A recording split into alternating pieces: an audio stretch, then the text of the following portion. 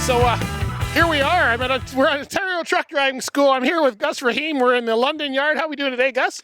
I'm doing great. The great weather, and it's nice to see that. You planned this because I was coming out, right? That's what I wanted to know. Yeah. We made sure there was no rain.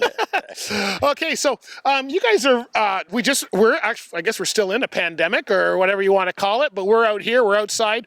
What's changed since you come into the pandemic? You guys went to virtual courses for a while. Has anything changed in the training realm for you guys since then? Yes, definitely. The in-class portion, most of it is done online via Zoom, Right. so that way we try to keep people apart. Okay. And it's working out very well. Yeah. We'll be doing that for a while until hopefully they find a vaccine for this COVID-19. And the air brake obviously is done in-house, where we lowered the numbers of people in class. The same with the in-truck training. Now when they go in the truck with the instructors, one-on-one training. We don't have more than one student in the truck. Masks are a must. Yeah. And sanitizing, cleaning, everything that we try to do. You got a lot of trucks to clean. You guys have I think maybe it is the largest school fleet. I think it's got to be one of them. You guys I believe big so. trucks, Yeah, I believe we're the largest school in Ontario. We definitely do the most of the students of the ones that are going for their AZ in Ontario. So we keep expanding as the demand continues. We hire more people, add more equipment. We just added 7 more trucks just in the last couple of months into our fleet. Yeah. So as demand grows, we grow with it as well to keep up with the demand. Wow, and you've got locations all through. So I know of Niagara, London, and Hamilton are probably your 3 largest. Are they the larger ones, or you have more larger ones than that? Yeah, and Windsor's up there. Windsor's a big one? Yeah. So people can go anywhere to find you guys, right? We have 9 locations in Ontario, so they go on our website, they'll find which one is near them, and they can register for it. Right. So the heavy equipment is done mostly in London. Yeah.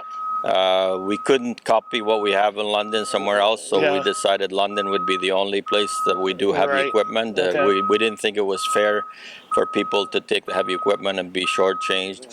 So the rest of it, they all offer the truck courses, bus courses, and so on. Have you seen more people coming into the industry since we've all been essential workers? And actually, I think trucking, for the most part, depending on what you hauled, was about the only thing still running and working during this pandemic, right? Yes, we're seeing the demand growing right now. Yes, that's one of the reasons why a lot of people are starting to realize trucking is a very valuable career. Yeah. And you're right, they're one of the few people stayed working where everybody else were off. So a lot of them are really thinking about changing careers and coming into trucking. It's actually good news for the trucking industry because they are having some issues with driver shortage and so on. So hopefully us working together, and hopefully the government will step in as well, help with the training cost. Right now, I know there's help for the employers to send people to school with the Canada Ontario Job Grant, but I'm hoping that continues for people that want to do it on their own, and hopefully the government will step in and start allowing them loans and so on. Do you see a lot of people, because you see the people coming in? Is there a certain type of person that seems to do better at this job than others? Is there a certain quality you see in somebody that says, yeah, you're going to make a pretty good driver, or maybe you should go look at something else? But you know what? We really don't differentiate between people, because you'll be surprised actually. Once the people that find it the hardest, and then you get an email after they graduate, they're with a picture of them driving tractor trailer, enjoying it. Yeah. Their life is completely turned around. They come to us and they're basically on their last penny, and then as soon as they start working and start making money, they're a totally different person, and we really enjoy seeing that. And those are the ones that we thought maybe they couldn't make it in the industry, and they really surprised us. So I wouldn't think that. So anybody should try it. Anybody really should try it. And right now, obviously, with the automatic transmission, with the manual transmission, so they have choices where before if somebody, let's say, didn't do well on the manual transmission, they can always jump into the automatic.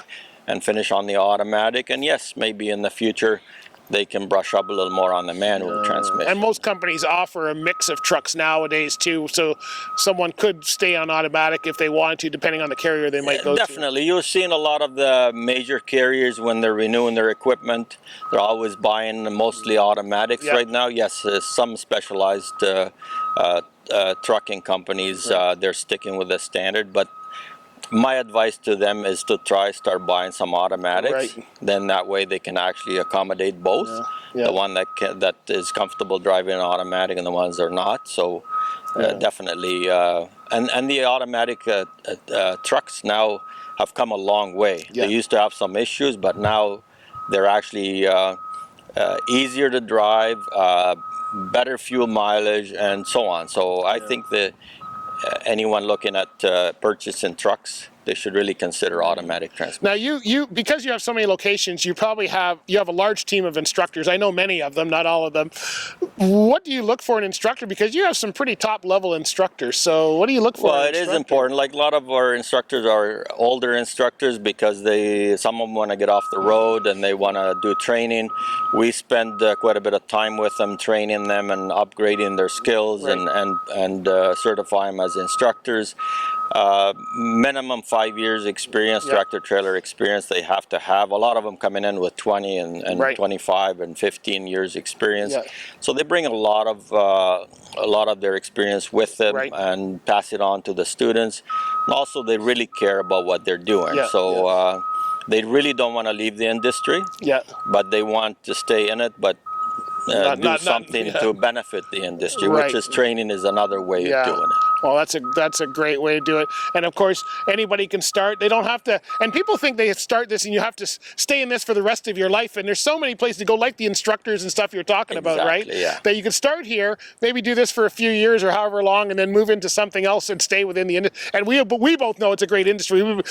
You mentioned 82. That's when I got my tractor trailer license, was 82. So I started driving in 82. So I understand what you're saying. So you're still into the industry, but doing something different. Yeah, So 25 years behind the wheel, and now it's 14 years behind the mic, right? So and if it wasn't for that, for the trucking industry, you wouldn't be doing what you're doing. That's right. I mean, you're right. A lot of people should really look into that and understand there's so many different avenues. The biggest thing is you want to get some truck driving experience, and then from there, you can move on to other areas, and there's so many areas you can get into the trucking. It makes such a difference in how your career goes further on, because people respect you and understand more when you know that they know you've been behind the wheel, right? Definitely.